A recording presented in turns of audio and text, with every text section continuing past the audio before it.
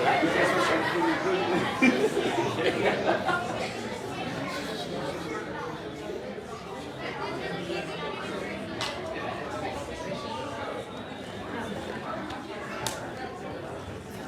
guys.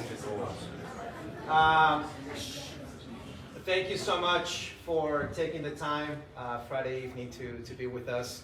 I think we've been hyping this up for the past few days. We're super excited to have the opportunity for you guys to not only get to know somebody who has played the game at the highest of levels, but also who has gone through the development process from a kid, being a kid, leaving the country, playing for different teams, going through the development process. And I think that's going to be a great experience for him to share with you, for Greg Garza to share with you. Michael Parkhurst is going to be joining us as well via Zoom.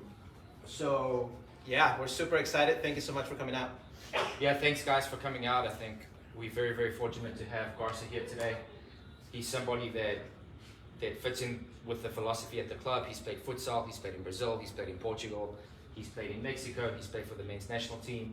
So he's a man that needs little introduction. I think what he did at Atlanta United was amazing, winning the MLS, leading the mark in the MLS. And thank you again, Garza, for being here, and enjoy the presentation, guys. And afterwards, if there's any questions, we'll do some questions afterwards, and we'll do probably some more photos and more signings at the end. Thanks, guys. Thank you, guys. Thank you guys for having me. I appreciate it. Thank you guys for having us. Let me just try and get set up over here with Parky. Hey, what's up, Greg?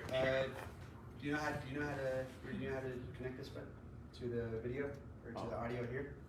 Like so we're muted or they're muted? It's just up on the left corner. Good.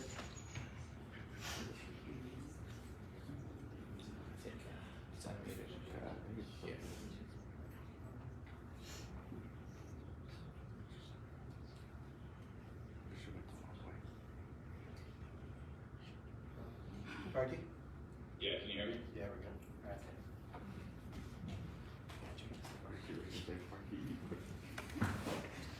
You there, bud?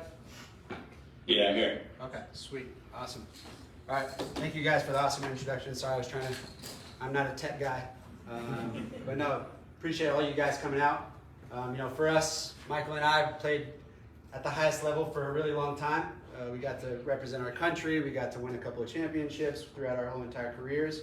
And we realized, throughout the whole entire time we played, one of the most important, probably the most undermined assets that you can have as a player is focusing on the mental aspect of the game. Understanding your strengths, whether it's leadership qualities, mental strength that you can have on the field, certain type of teammates you guys can be, all these different things, how to cope with pressure. There's certain different things that stood out to us and made us consistent pros throughout the longevity of our careers that were so essential and so important for us to have our success on the field. We can give a ton of different examples of tons of other people that we know that didn't have those qualities, that didn't have those traits, and ultimately it didn't work out for them. But we realized whatever you guys do in life, right? You parents know whether you guys as players, whether it is soccer you guys do for the rest of your life, whether it is whatever you do for the rest of your life, whatever you choose to do, there are certain assets, there are certain traits, there are certain qualities that you must have to be successful. And for us, we thought within our careers, one of the most important things is the mental aspect. So Parky, I'll let you give an introduction. Your introduction? Yeah, you guys recognize any of these players that are on screen? Thanks for having me out here today. Just reiterating what Greg said, we were fortunate to have, long, successful careers, and we really enjoyed it. But along our way, we had a lot of younger players come into our teams. We spent a lot of time around academy players, and things have evolved so much from when we were, at the ages of the young players in the room today. And things are so much more mature at such a younger age. There's so much more pressure on younger players these days, and the specialization of sport at such a younger age. So, that all combined with, what we saw from younger players that came into our team, we realized that, we have so much to give back to youth soccer in particular to help players reach their full potential because we understand what it takes to not only get there, but more importantly, once you do get wherever you're going, how to sustain success there. And like Greg said, so much of it is up in the head. We had some homegrown players at Atlanta United that were super talented players, and unfortunately, they just didn't understand what it took off the field to have success. Everything that wasn't those 2 hours on the field, and there's a lot. And so we started this program so we could try and give some tips to younger players, to parents as well, answer questions about how we had success and what led to our success, and what we've seen throughout our careers. And so that's kind of why we're here today. And when we found out about this program in this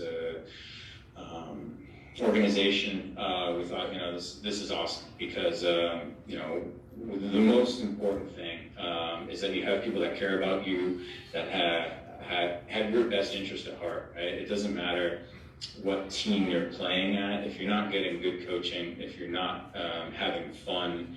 And if they don't have your best interest at heart, your success will be capped. And so, I think that when we found out more about what was going on here, the more we enjoyed hearing about it, and I think that's why we're here today. Yeah, so big props to FC Sudamerica for setting this up for us, allowing us to give you guys the opportunity to understand what we have to offer. I think that's the most important thing. Once we realized we wanted to retire, we thought about this project for ourselves. We thought about helping young kids hopefully flourish and become the best players that they can be on and off the field. That's obviously thankful to you guys for giving us the opportunity to even step in and be an additional asset for all the players and all the parents that are here. So we appreciate that. Yeah, so we're just going to run through a few slides and kind of just really summarize a couple key points that we like to always talk about and share, and some things that we find useful in a group setting. And if there's questions along the way, of course, we're happy to answer anything. We will do a Q&A at the end, but if there's questions about what we're speaking about, please feel free to interrupt us.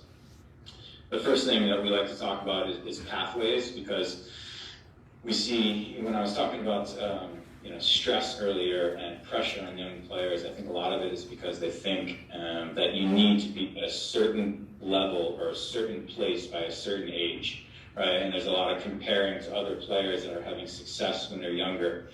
And, although that's natural, it's not healthy. And, we like to share our pathways because it was so different. Right? I went a traditional route of, I went to high school, I went to college, I spent 3 years in college, then I got drafted into MLS and started my career there. I played baseball all the way up until high school, loved baseball, so I did both sports up until high school. Once I started high school, that's when I focused solely on soccer. And then, like I said, high school, college, pro. And Greg's pathway is so different. And we had so many teammates that started playing soccer when they were 2, or started playing soccer when they were 12, and guys that were on youth national teams, and guys that never played for a national team, guys that went to D2 schools. Chris Wondolowski is our favorite example because he is the MLS all-time leading goal scorer. He went to a Division II school, was one of the last draft picks the same year that I got drafted, scored, I think 6 goals, maybe 6 or 7 goals in his first 4 years as a pro, and then all of a sudden took off. And the reason that we talk about this is everyone develops at a different age, right? And there's no saying when those peak years of development will be, because everyone's so different. Everyone's got their own pathway.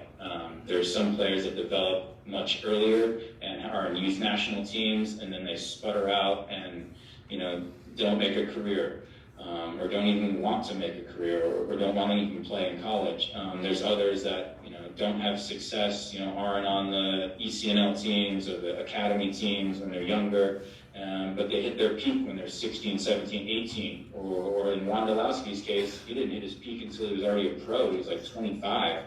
There's so many different ways to get where you're going, and I'll let Greg say a little bit about his experience. Yeah, my pathway was a lot different than Parky's, right? His was very traditional. I left home at the age of 12. You have any 12-year-olds in here? Yeah? Would you leave mom and dad tomorrow? Go move to a different country? I left home at the age of 12. I moved to Brazil. Left my 6th grade girlfriend, right? Moved to Brazil, right? So I spent the first 2 years. That's where my journey started. That's where my first 2 years of my sacrifice of my career, because that was my dream, to become a professional soccer player. I had that opportunity at the age of 12, and I took it. I knew that was going to be the first part of whatever it took in my life to have my dream come true. And we like to share these stories because, ultimately at the end of the day, we have so many, one of the major things I did within Brazil, right? At 12, I played with an academy, Sao Paulo FC. You guys know who Casemiro is? Mm-hmm. He was on my team. There was another guy named Oscar who played for Chelsea, who was on my team, right? So one of the main things we did, we definitely did futsal, right? Futsal was a part of our program, which was huge in the development of my technical ability. But more so, just kind of helping you guys understand that every kid's path is different, right? I think one of the major questions we have, not only from kids, or also from parents, is my kid is here, he needs to be here. My kid is here, he needs to be there. My kid is 14, he still hasn't made Atlanta United Academy yet. My kid is this age, he just got cut from Atlanta United Academy. What now, right? And for us, it's more so, most important thing when whatever kid's age is their development. Boy, girl, wherever you feel that they are getting the best development possible, that's where your son or your daughter should be, right? Whether it is with the best coaching, right? That's where you should always look for, right? Or whether it's the best ways that they can continue to develop as a player and as a person, right? It shouldn't matter. We always talk about acronyms, right? Acronyms within, I played on a youth national team from the age of 13. I played every single age group, right? So I dealt with pressure from the age of 13, and I made it up into the full team, right? So under 14s, under 15s, under 17 national team, played the World Cup in under 17s, under 18s, didn't qualify for the under 20 World Cup. I didn't qualify for the Olympics. I didn't qualify for the World Cup in 2014, right? But all of these different things, right? That was my path. You can ask Parky, how many youth national teams camps did you go to? 0 up until I was 25. Right? I'm pretty sure Parky probably had more success as a player within his career than I did, right? But we just always try and explain to you guys that everybody's pathway is different, right? Focus on the things that matter. Whether you're a kid, right? Don't think about an acronym, right? Acronym is what behind, right? Whether it's whatever club it is that you're at, focus on how you can continue to develop as a player. We always say you do that through coaching. Coaching is the most important thing. Have people in your corner that will continue to guide you and push you to be the best player that you can be. Not necessarily, this is the winning club. This is where I have to be. And so we always make that point to a lot of people, right? And help you guys understand that for us, our paths were so different, but we were still able to create our own success on and off the field. Yeah, totally. And a perfect example right now is my son. He's 10 years old. He plays baseball, and we moved him from a rec league to more of a travel baseball team because he wanted to be challenged a little bit more. And we're having a terrible experience with a coach, and it's sucking all the fun out of baseball for my son. And I would give anything to go back to the rec league because at least there he's having fun and enjoying it and wanting to get better and learning at his own level. Because right now I think it's hurting him, even though he's playing against better competition and everything. He's not having the fun, and until you get to a certain point, and even as pros, if you're not having fun, then success is limited. But certainly at your guys' age, it needs to be fun, and you guys need to be enjoying going to training every day and in an environment that you feel comfortable. So yeah, like Greg said, that is the most important for any type of development. So this next one is one that we get a lot. How do you deal with these types of things? How do you deal with stress? How do you deal with pressure and big games? And like Greg said, just constant tryouts for this team and that team, and preparations for such things, or even in school, right? Stress of tests and getting good grades and all those things. And there's no quick fix. These are a couple of the things that we like to hit on, when we're dealing with these things. But I think that I'll start off by showing this, because it kind of goes along with one of the quotes that I love, and that is, confidence isn't lacking fear, it's the ability to perform when fear is present. And that basically is saying, like, we all get nervous, and when you're nervous, it's probably because you have a little fear of doing poorly, or a fear of the what ifs, right? And Greg and I included, everyone, every pro athlete gets nervous and fears a little bit, right? They want to perform at that high level. There's pressure on them. There's stress that's involved with it. But those are all thoughts like leading up to the game. But once the game starts and instinct takes back over, the higher athletes feed off of that, right? They use it as motivation. And their confidence rises above that fear, and they're able to perform at a high level, using that as basically a stepping stone of, like, yes, there's pressure on me right now, but you know what, I deserve that pressure because I'm so good, and I'm going to rise up and show why there's pressure on me, or show why I'm at the stage that I'm at right now. Because I think that sometimes kids get a little fearful that they don't belong on the team that they're at, or they don't belong at this tryout, especially if they're new to a certain environment. And we like to always say, like, you have to earn those opportunities. If you have that opportunity, it's because you've earned it, one way or the other. You've put in the work to have this opportunity, so you deserve it. Right? And if you deserve it, then you are where you're supposed to be. And then it's just taking advantage of those opportunities. But I'll let Greg talk a little bit about anything on here that he wants to. This is one that we always use with a lot of our mentees. We work with a lot of kids around Atlanta, boys, girls, but this is probably one of our major ones we focus on. Unfortunately, I didn't have this much pressure when I played soccer back in the day.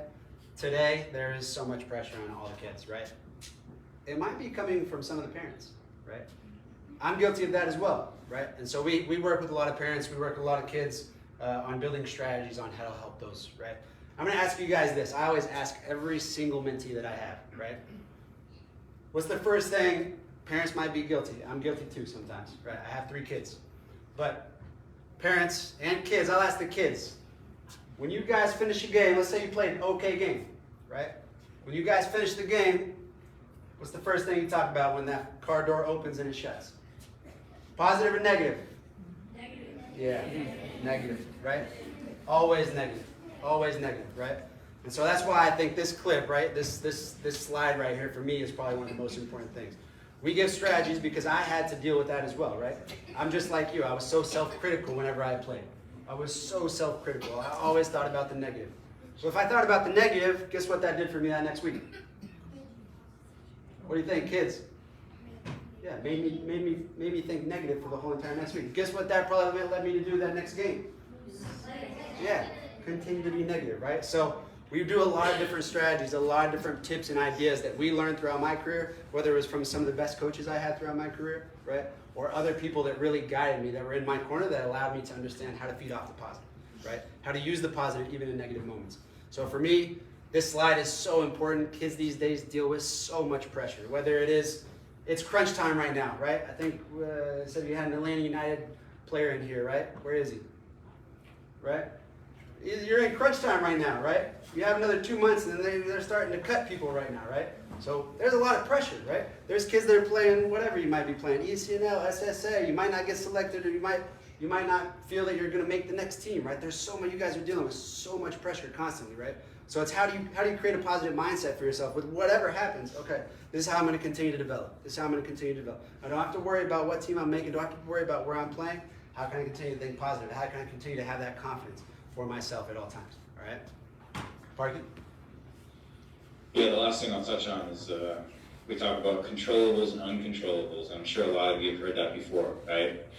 What can you control and what can't you control? And you got to focus on the things that you can control.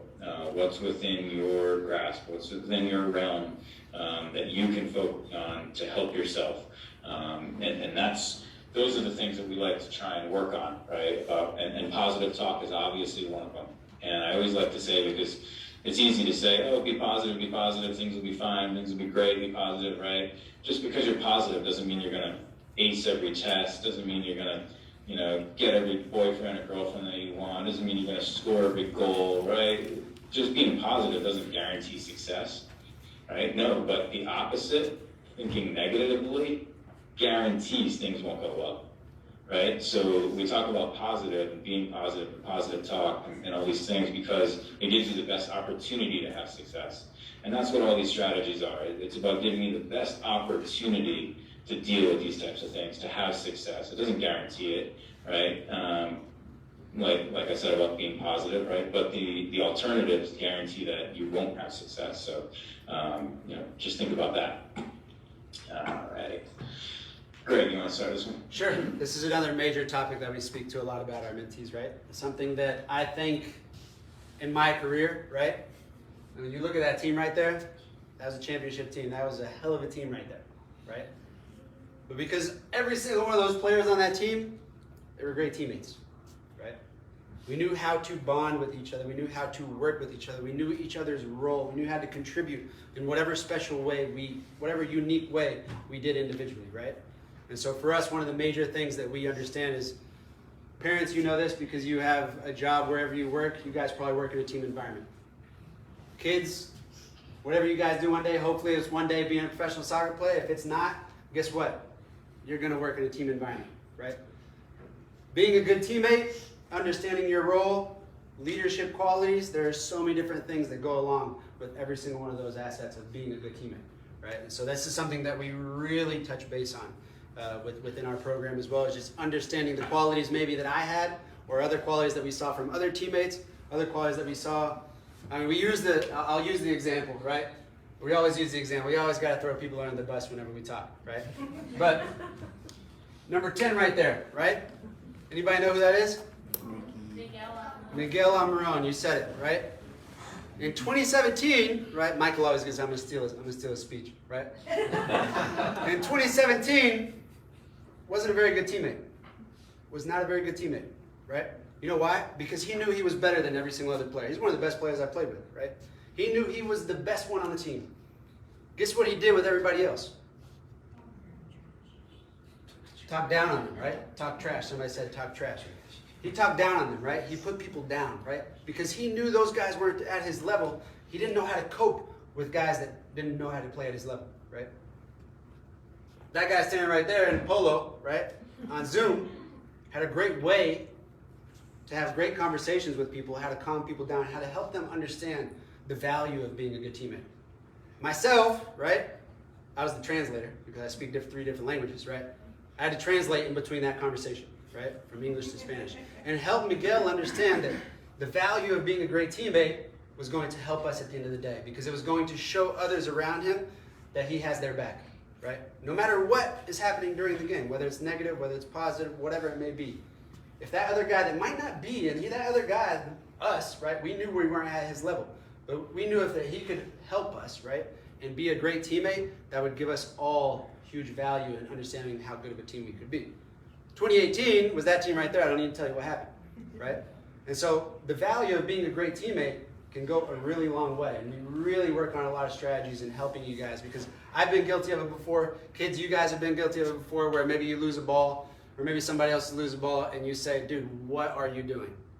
Anybody been guilty of that before? Kids? Probably. I've been guilty, right? How do you think you made that other person feel?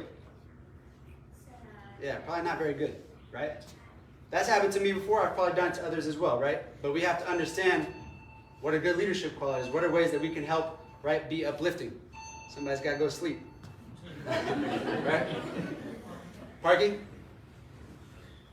Yeah, I think that now that I'm outside of soccer and in the real world, as a different real job, I think that it's more obvious to me now why companies like to hire, ex-athletes, people that played on a team, whether they were a college athlete or a high school athlete, and it's because of that team environment, right? They understand what it takes to have success while, playing nice with others, right? And that's a skill learned on teams and how to be a good teammate. And one of the most important things about being a good teammate and part of a team is understanding your role. Right? That quote there on the bottom goes to that. Right? You don't have to be the superstar on your team. There's probably only one or two, maybe three superstars on the team, right? But every person on a team has a role. Like Greg said, he was a translator on the team. Yeah, he was. And it was a super important role for us, right? Obviously, he was starting left back as well, but he was the glue of our team, right? We had a lot of guys that didn't speak Spanish. We also had a lot of Spanish guys that didn't speak English. So it was a little challenging in a locker room and to get guys and get messages across. And so that role that Greg played on the team was super, super valuable, right? And that's just one example. But there's a real value to understanding your role within a team and how you can perform that role to the best of your ability to help the team have success. All right, I think that was just the really quick little highlights that we wanted to share with you guys before we get into a Q&A. And I'm sure some of the questions will lead to some more other topics. But if there's any questions off the bat from players or parents, we're happy to answer questions here for a little while, whether that's on the field, off the field stuff, youth soccer, pro soccer, anything like that. So we're happy to share anything that we have. Yeah, so this is our website, guys.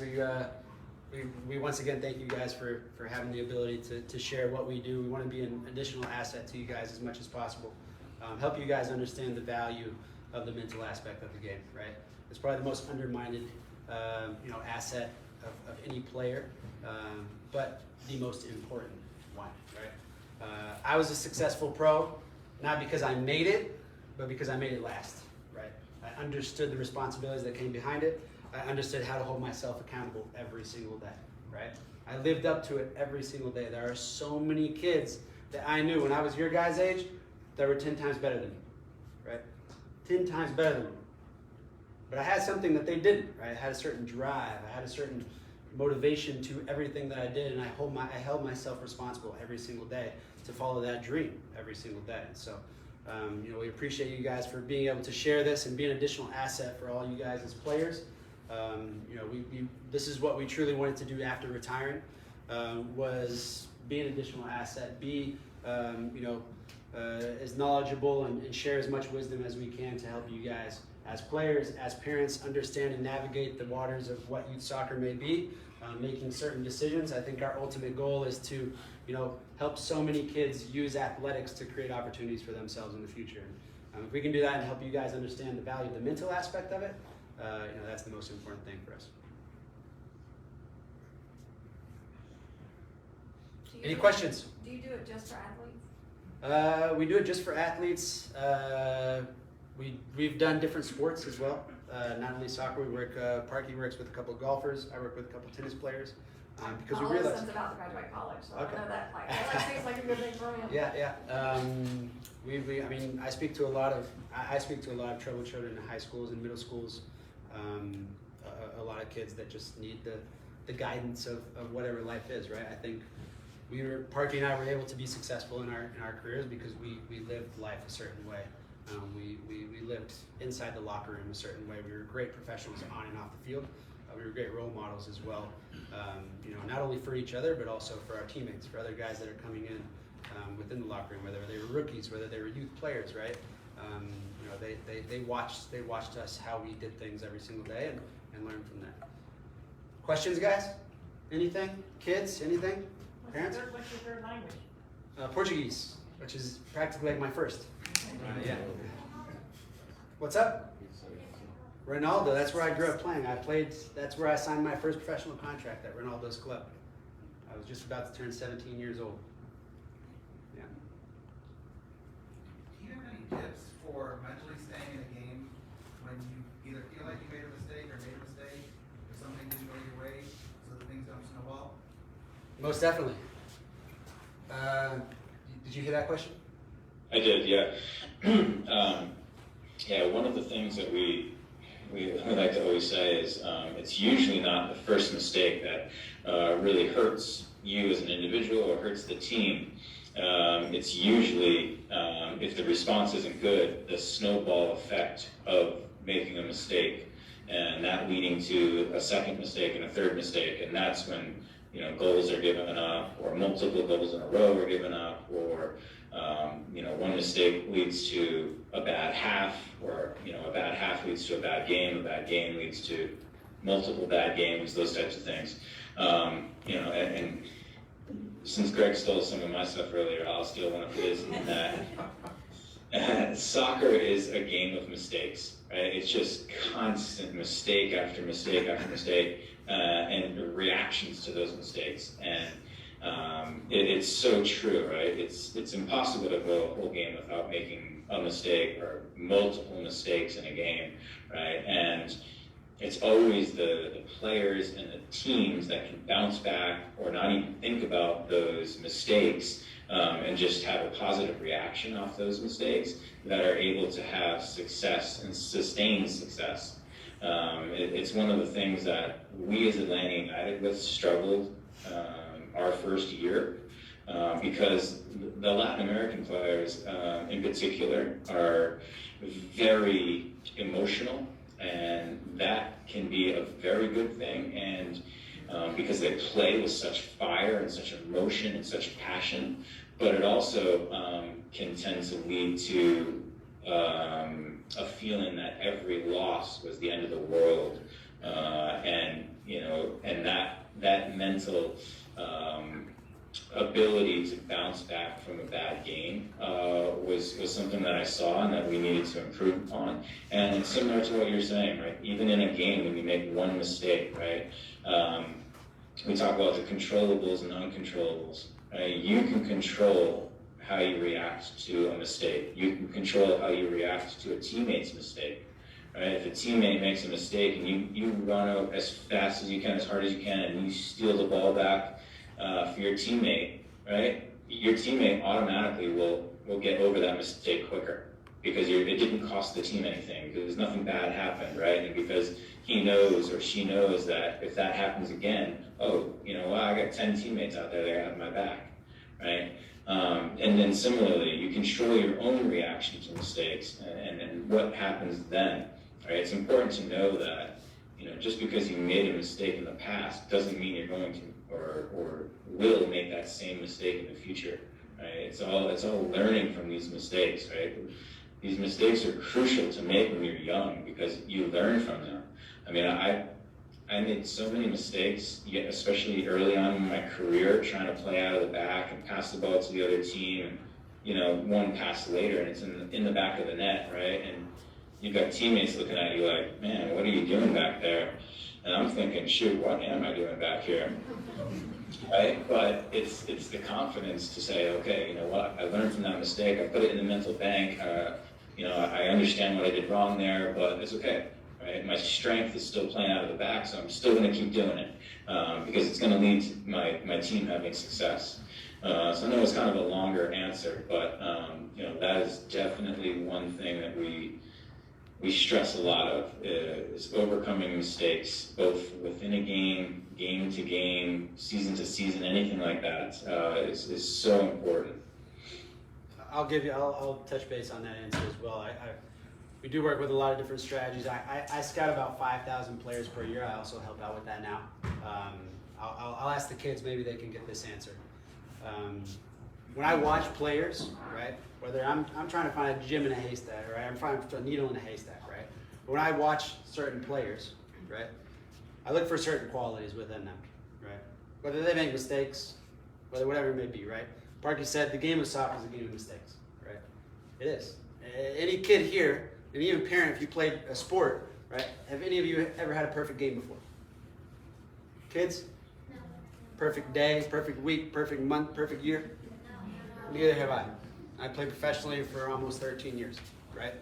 I didn't have a perfect game, not once, right? I might have had 3 assists that game, but I guarantee I probably lost the ball 4 or 5 times, right? So when we touch base with that, there's certain qualities that we look for. I won't touch base on all of them, but he kind of hinted to that, right? When we look for mistakes. When I look for mistakes when I'm watching players, I'll let the kids answer. What do you think so you guys can be engaged so you're not falling asleep? What do you think the first thing I look for? What do you think, kids? How they bounce back after making mistakes. How they bounce back. That's a great answer. I love that answer. But I look for one quality, right? We call them the 3 controllable factors. I won't go over all 3 of them, but I'll go over the second one, right? That leads to what that is, right? What do you think it is, guys? Anything else? Huh? Teamwork. Teamwork, super important, right? That's not it though. Reactions, it goes on with reactions, right? I'll give you the acronym for it. It's BL. BL. Anybody? Boom. Body language. That's it, right? It is body language. That's one of the main things I look for. But when I say body language, I don't speak about how you're walking in the game or how you're running in the game. It's always about what your body language in moments of adversity, right? Whether it is your team getting scored on, whether it is you losing the ball, whether it is your teammate that's losing the ball, right? What is your reaction? You make a run and you don't get it. What is your reaction? You guys, you hit the crossbar, you miss a PK, you get scored on, whatever it may be, moments of adversity, what is your reaction, right? And so that's one major thing that we look for. That's one major thing that we try to teach with these kids. It's funny.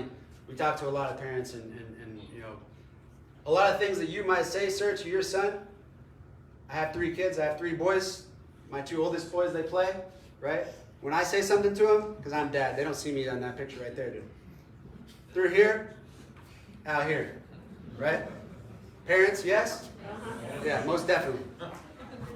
If I tell your son or daughter that, or maybe these guys tell your son or daughter that, I guarantee you, your son or daughter will say, man, he gets me. He understands.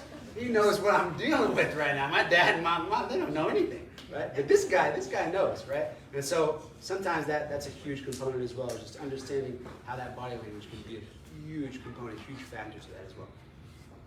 Anything else? Yes, sir? So did you push yourself your entire development, or was there someone along the way that was key, instrumental in sort of bringing you to the next step? And because you see a lot with the kids, you can't really teach them. They have to kind of decide on their own if they want to do it. Most definitely. I was very fortunate. Parker could probably tell you. My mentor actually won the World Cup in 1970 with Brazil. He's the one that sent me to Brazil. He started watching me play when I was about 8 years old, and saw me have an opportunity and said, hey, talked to my parents when I was 11, said, this kid's got something special. I want to send him to Brazil where the best play. I grew up in Dallas, Texas. I was like this prodigal kid from Dallas saying this kid's going to be the next best thing. And then I got to Brazil, and I was like, holy crap, I suck. So that was a huge push for me to understand. That was the first sacrifice I made within my career. But I had people that were within my corner, and so that goes along with what we want to do as well. There are certain people, whether it's coaches, whether it's certain people that you need in your corner to guide you, and whether it's making all the right decisions, right? Whether it's learning from the wrong decisions, right? With my mentor, he passed away when I was 19 years old. He got to see me become a professional soccer player.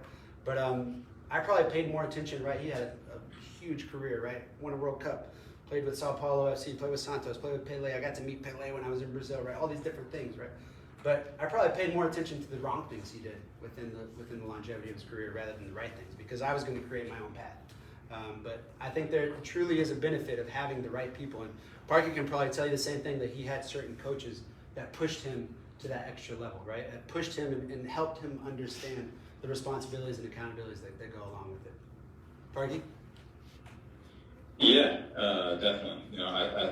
But I will start off by saying that, for me, I love soccer.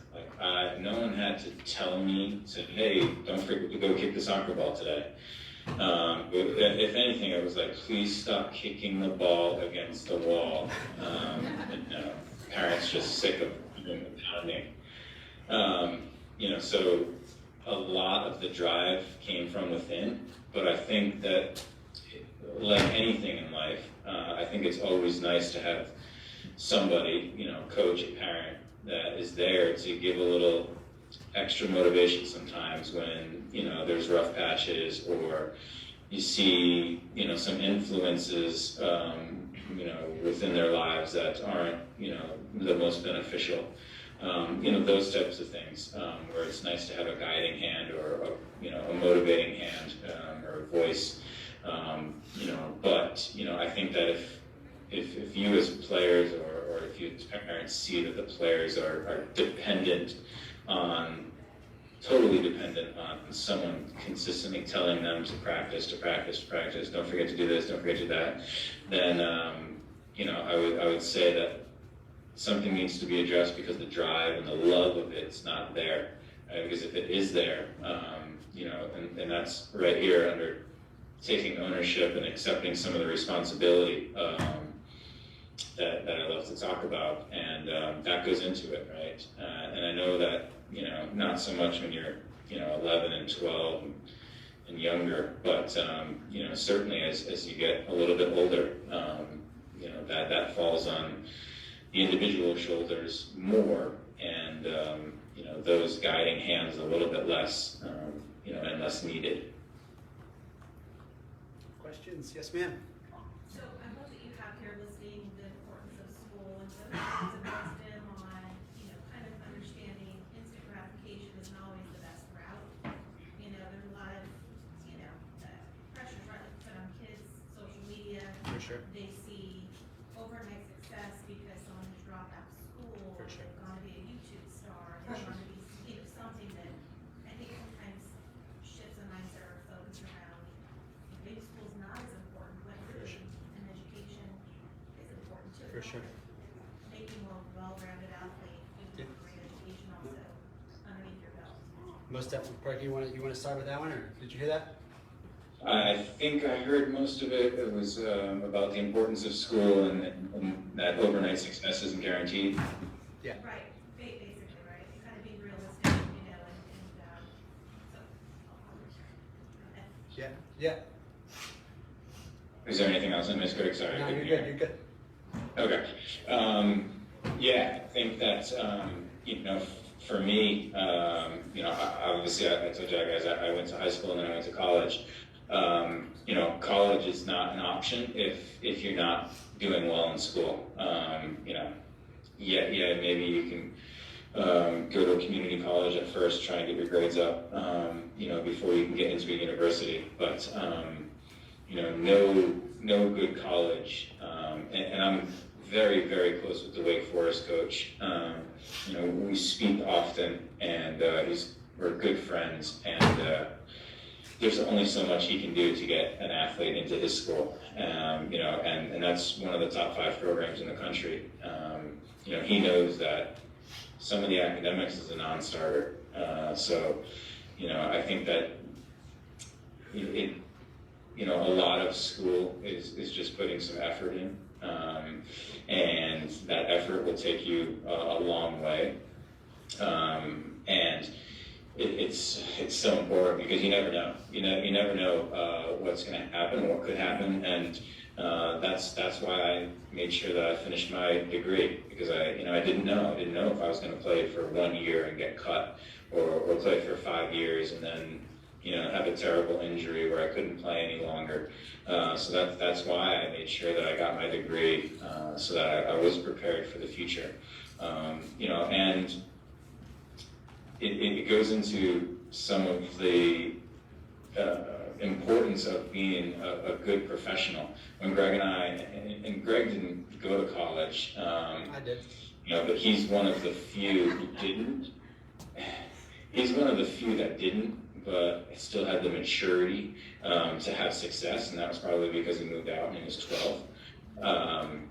But we can easily tell who went to college for at least a year, and who has been living with mom and dad and turned pro.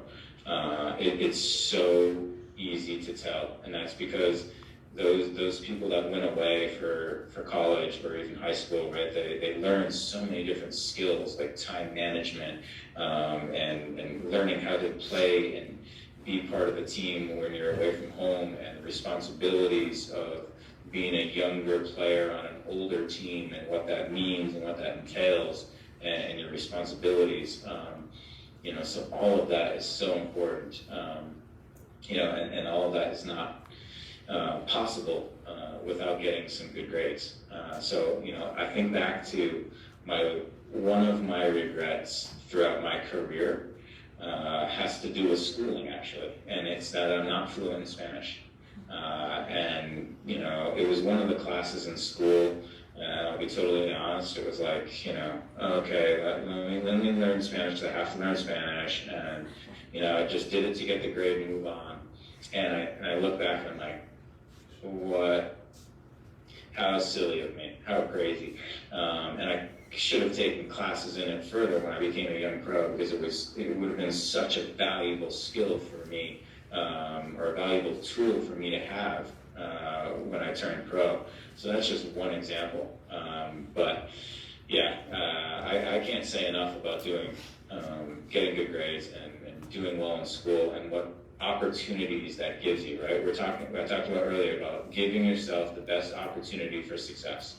You don't know, if a lot of you have aspirations to turn pro, you don't know if that's going to happen right after high school, or if you're going to have to go to college, right? And you have to be prepared that if you do have to go to college, or some of you may want to go to college first, or some of you that might be the ultimate level, right? But either way, no matter what the goal is, you have to be prepared for that, and you don't want to get into a spot where you're in your senior year of high school and you're like, oh shoot, I should probably take this serious now, because then it's going to be a struggle. We talk about habits and routines that can start right now, that can start today if you already are not doing what you need to be doing off the field in the classroom. I didn't go to physical college is what you wanted to say. I did get a degree. That was the first thing I promised. I could have got a full ride to whatever college I wanted to. I told my parents my dream was to become pro at a certain age. And that's the first thing I did when I started to play pro. I got my degree online. So still the importance of what school is, right? I retired a lot younger than what I wanted to. I still got a lot of years to live, kids. So school is very important, right? I didn't make NFL money. I didn't make MLB money. I didn't make, right? It's a long career that I had, but I have to realize, okay, I still have a lot more time to live and understand the value of what school can give to that. I have a question. Yes, ma'am.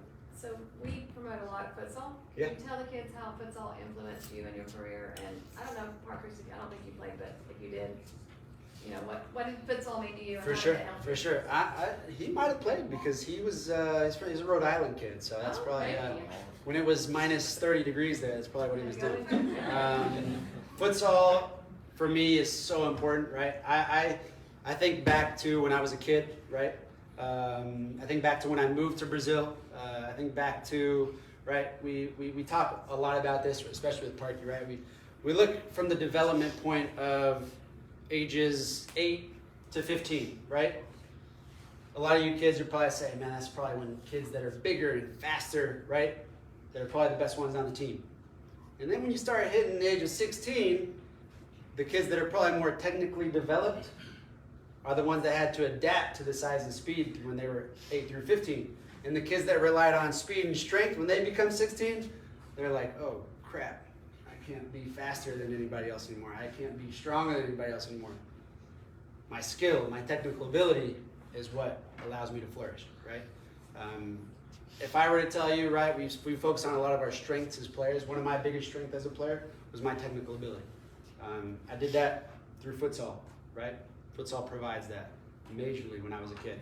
When I moved to Brazil, we didn't only train on the field, we train also on futsal courts, right? Allowing us to develop as players. You look at the best players, right? And my picture was Ronaldinho, right? I got to play against Ronaldinho 5 different times in my career. I got to play against Neymar. I got to play against tons of different players within my career. I can guarantee you that futsal was a part of their development, especially within South America. And so when I go back to the development part of it, right? That technical ability is huge, and futsal definitely provides that as well.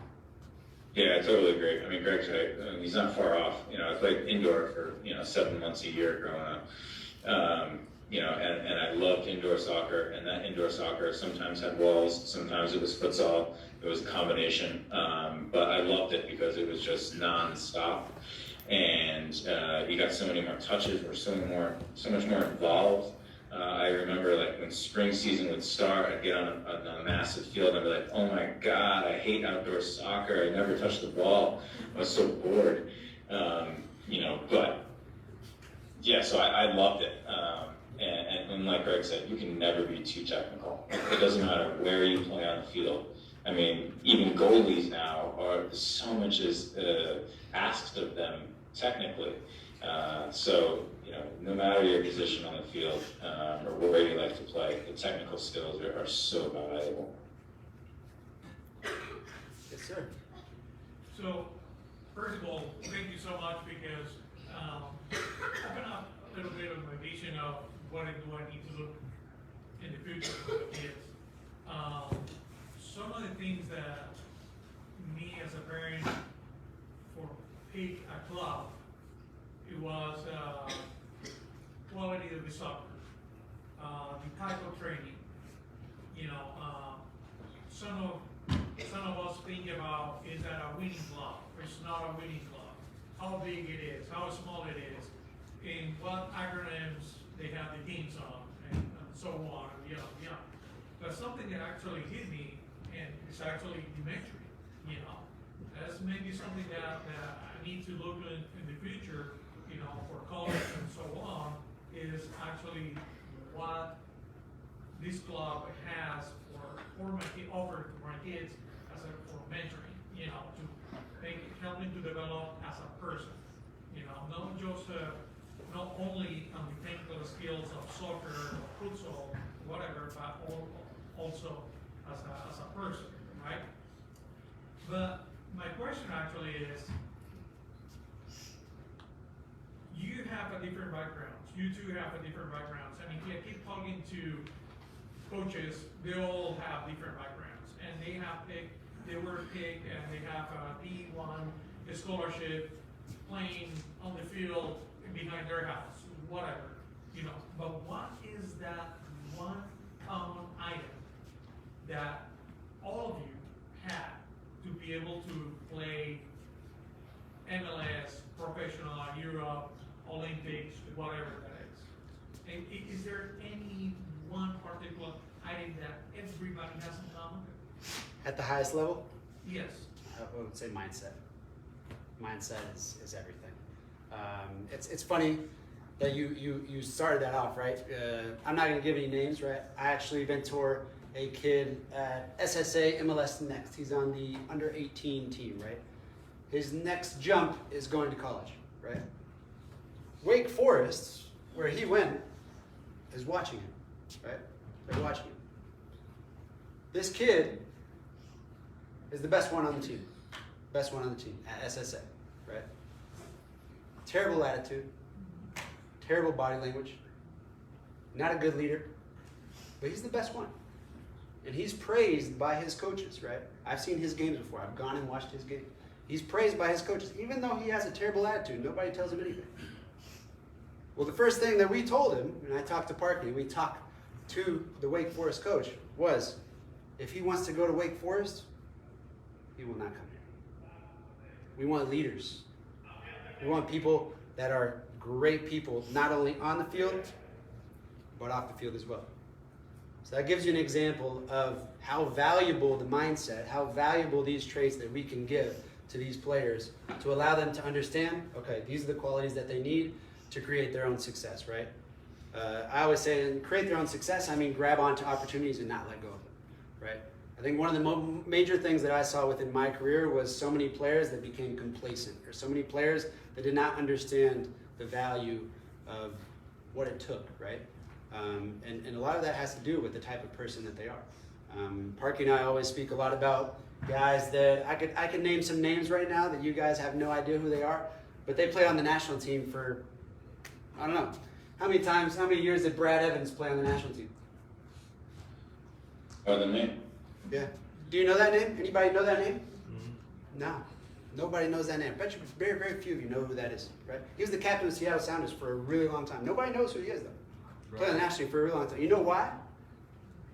Because he was a great pro. Because he was a great teammate. Because he knew his responsibilities and he knew how to be contagious with others, right? And he might have not started with the national team, but he got called in for so many years. Never played, but still had success with the national team. I think he went to did he go to the World Cup? Maybe he didn't. No. No, I think he was one of the ones that didn't go to the World Cup in 2014. But still, right? It's those qualities that we have to understand, right, for these kids, and especially as you continue to grow, as that door of opportunity closes, right, as you get older, is understanding the certain types of qualities of players that colleges look for, or certain types of players that we were, right? And that's why I say mindset, in my opinion, right, the most successful players that I saw, there's only one Ronaldinho, there's only one Neymar, there's only one Haaland, there's only one, right, Kevin De Bruyne, there's only one of those guys, right? All those other guys, there's a very minimal margin of difference, right? But they are all great pros. They all have great mindset, right? And I think that's one thing that sticks out to me. The guys that were consistently pros, right? I got to play for a really long time. Parky got to play for a really long time.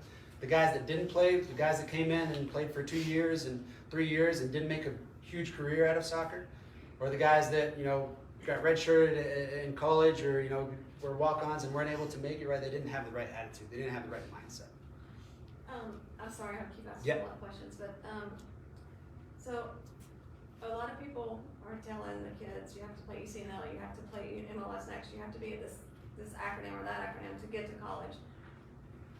Working with Wake Forest, do they go beyond that scope? Is that a true or false assumption?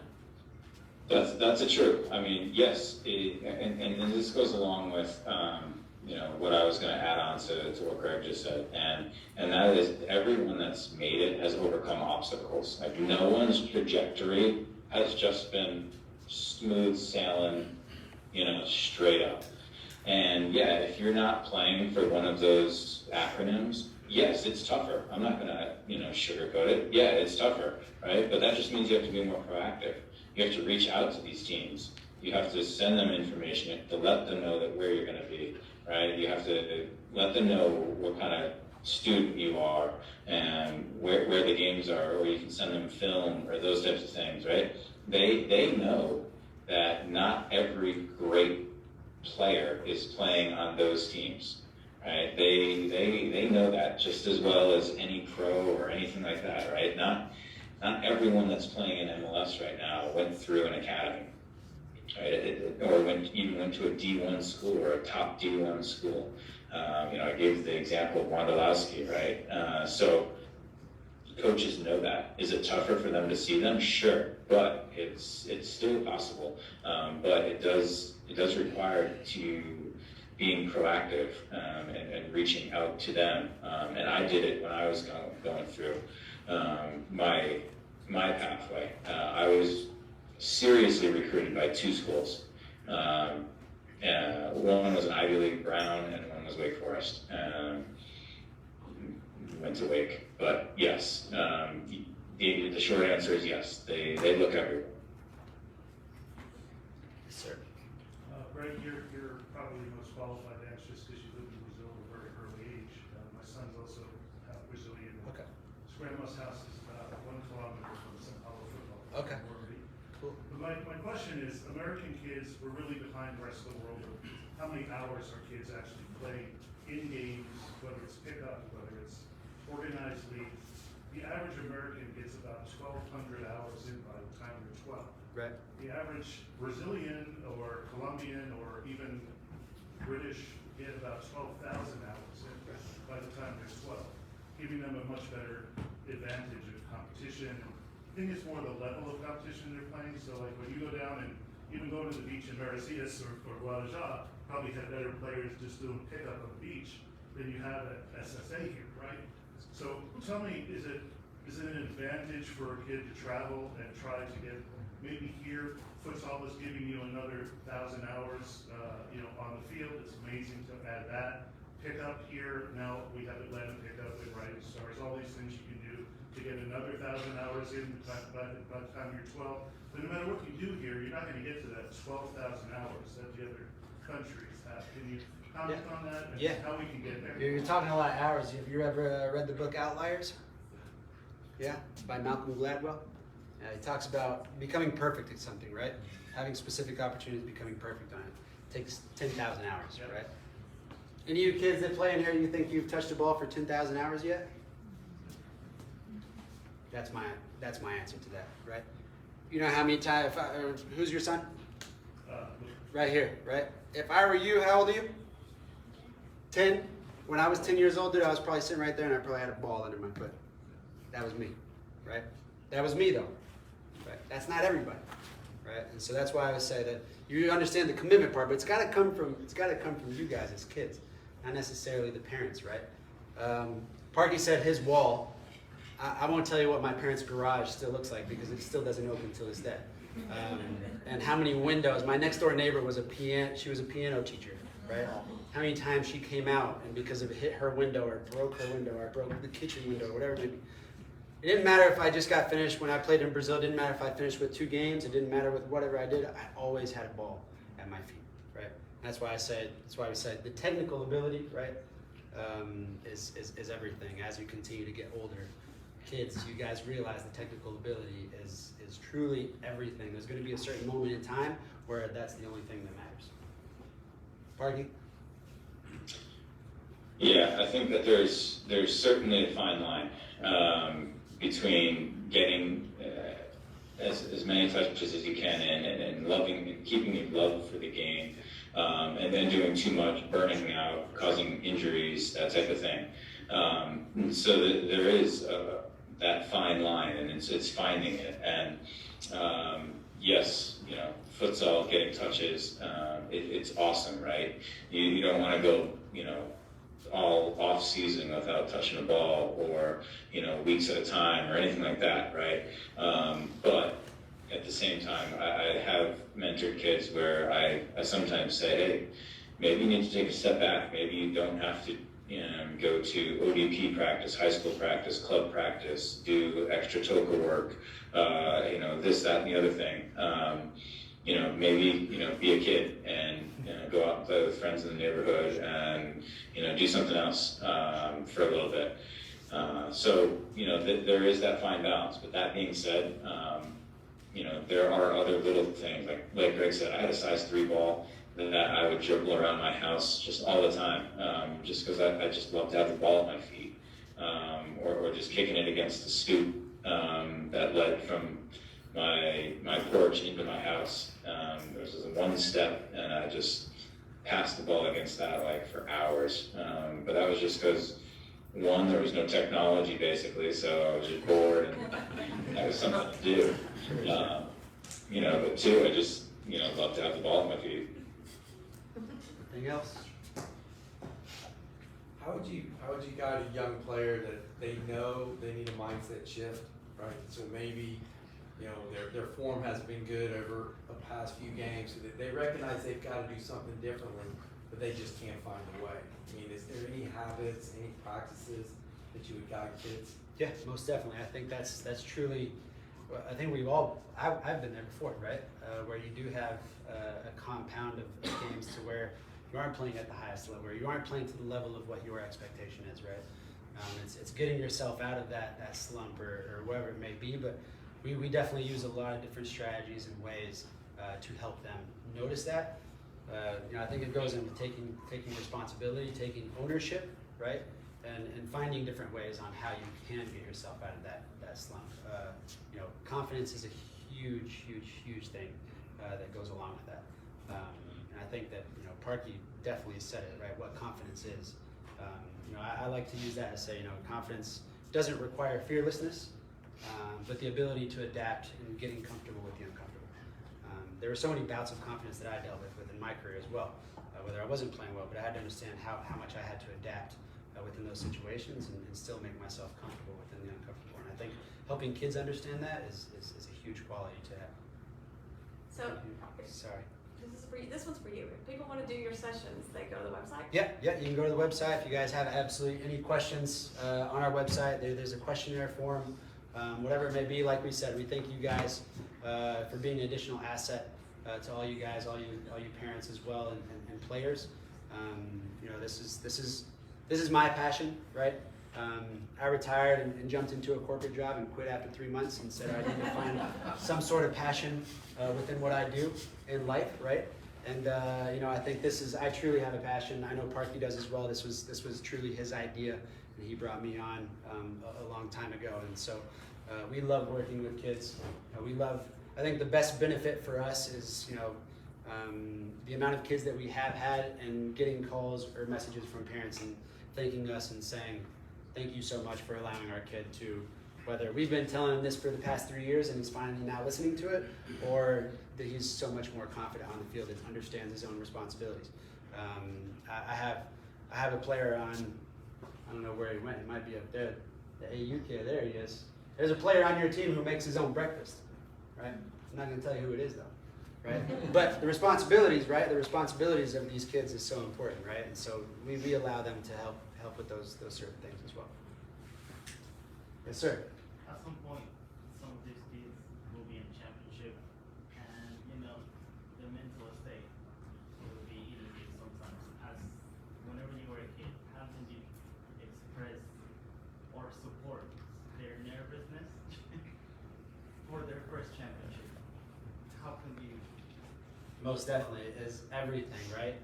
We do a lot of things within not only with players but also with parents and guiding you guys and helping you understand how to give them their space, right? So important. That's why I asked all you kids, what's the first thing you guys do whenever you finish a game and step into the car? Because me as a dad, I've probably been guilty of telling my kid all the negative things that he did within that game. Instead of thinking, okay, I need to give this guy probably 10 minutes to think about and kind of analyze what he's done in that game and kind of focus on things that he can get better on his own. So, you know, and even supporting them in certain ways, right? Support is massive, right? Us as parents, we can either make or break kids. I had a lot of examples of kids that, you know, were really good players, but unfortunately mom and dad maybe pushed them to the limit or have made them burn out, or, you know, didn't allow them to really focus on building their own qualities, right? Their own strength, their own mental strength. And so we definitely focus on that as well and work with a lot of parents as well on that. Yes, ma'am. Could you comment a little bit on the positive self-talk that you were mentioning? I don't know how many parents in this room are my age or older, but there was a book when we were kids, The Little Engine That Could, Yes. that I think every one of us have read to us when we were young, and all that, you know, that positive I think I can attitude, and how even when you don't think you can, just repeating that mantra to yourself over time can help change how you think about yourself. Most definitely. I'll ask you guys this. I'll give you a little tip of what I did, right? I don't give you everything, right? But how many kids here journal? Aha. How many kids here journal? Anybody have a diary, journal? Anybody? It's okay, raise your hand. I played professional soccer for 13 years. You know how many years I journaled? All of those 13 years, after every single game. I think I have that journal in that bag right there, right? I'll tell you this, from the age of 12 when I moved, my mom used to make me journal every single day. That went on to the rest of my career. Even Parky didn't know that, right? I had to create positivity whether I played the crappiest game in my life or whether I played the greatest game in my life. I had to understand, okay, these are the little reminders, these are the experiences that I learned today, these are the things I can continue to build on, right? These are the things that I did really great today. I created that own confidence for myself in so many different ways. So that's one little tip for you guys as players, right? Journaling is so important. Sometimes we have a lot of stuff in our subconscious, right? We think about things, but sometimes when we write them down, it means that much more, right? When we have something written there, right? I always tell kids, how many of you guys ever signed, as a kid, right? How many of you guys ever signed your name before? How many of you have given a signature? You have? What you do is like at the beginning of class, right? Your rule book for the year, right? What else? You opened a bank account, right? Your mom probably had to sign with you, but you opened a bank account. What else? your academy contract, right? That was an important moment, right? For all these guys, you guys open a bank account or you signed the rule book at the beginning of the year for school. It was an important moment, right? You wrote something down. There was something in it. There was an importance there. And when you write something down, that gives an importance to what you write down. So that's the way I looked at things throughout my whole entire career. It really helped me out. But everybody's different, right? Parky might have not have journaled, right? But you know, it's things that you know, he's too smart. He went to Wake Forest, right? I didn't go there. Anything else? Did you guys play sports other than soccer? Man, I was waiting for that question, dude. I was shortstop and leadoff hitter until I left for Brazil. Yes, sir. I was better at baseball than I was at soccer. Guess what sport Parky was better at than soccer? Baseball. Yeah. I think baseball, and he says this all the time. I won't steal. I'll let you say it. Why baseball helped you? Yeah, because you know, ever since I was little playing baseball, right? The coach was always telling us, "What are you going to do when the ball comes to you? Right? What are you going to do? Where are you going to throw it?" You know? And I always was thinking on the field, okay, you know, okay, where are the runners on base? You know, okay, if the ball hits my left, I'm going to go this way. If the ball hits my right, oh, I'm going to do this. Right? I was always thinking in between every pitch, okay, what am I going to do here? And I think that translated over to the soccer field. And then I was constantly thinking, okay, what's going to happen? What's going to happen?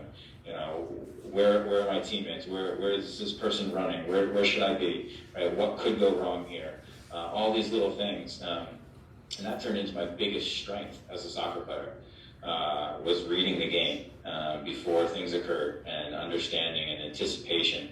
And I'm pretty sure I probably gained that from baseball and always thinking about the next pitch and what I was going to do with it. You know, and I think a lot of pros that are kind of phasing out now or a little bit older in their career right now will probably say they played multiple sports growing up. And it's valuable. I think that you can learn different things from different sports that can help you on the soccer field and vice versa. You can learn things on the soccer field that'll help you in other sports. So, you know, I always try and tell kids to play other sports, you know, up until a certain age where, you know, then you probably, it's really difficult, right? And I know that even as a kid, as a dad of a kid that's only 10, it's tough to play multiple sports because of the schedules. But you know, I do say that there's a value in it. For sure. The best player I played with who read the game, right there, for sure. I played with a lot of top-notch players. I had to because I wasn't fast or strong or quick. Anything else? Yeah. As a shorter player, what would be like the more important playing against older, bigger, stronger? I definitely said it to you. I said it, and it's right. I said right from the ages 8 to 15. I'm sure there's guys that are probably bigger than faster than you, right?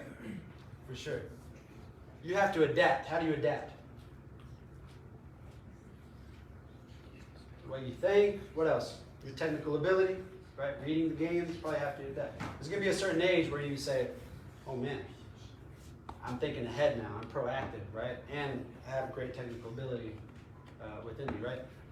I love using Parky. He uses himself all the time, right?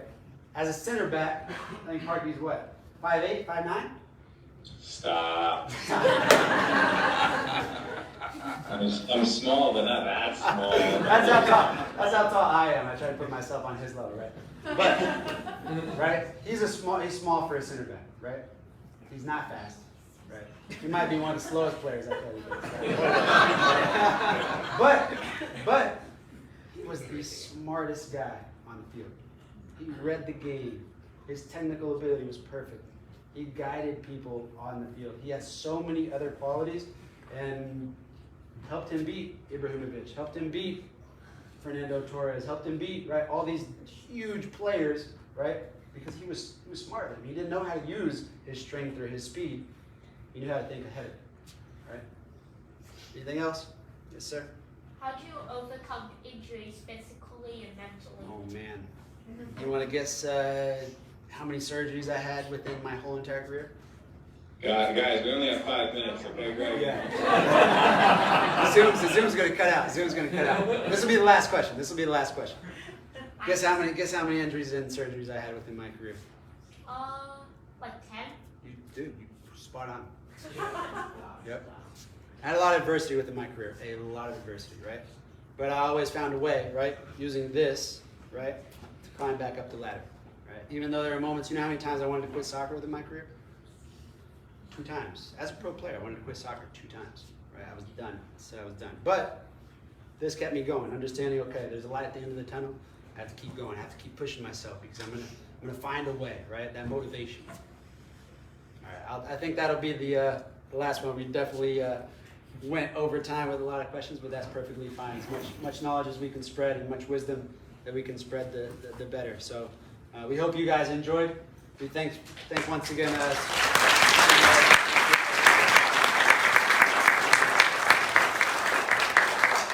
Mark, any final words? Are you good, dude? Yeah, no, did what Greg said. Thanks for having us here today. Thanks for giving us the opportunity to talk to you guys. We wish you best of luck with the rest of this spring season. Yeah, and if we can be of help, please let us know. That's what we're here for. Thank you. Thank you guys. Thank you. Thank you. All right, brother. I'll catch you later.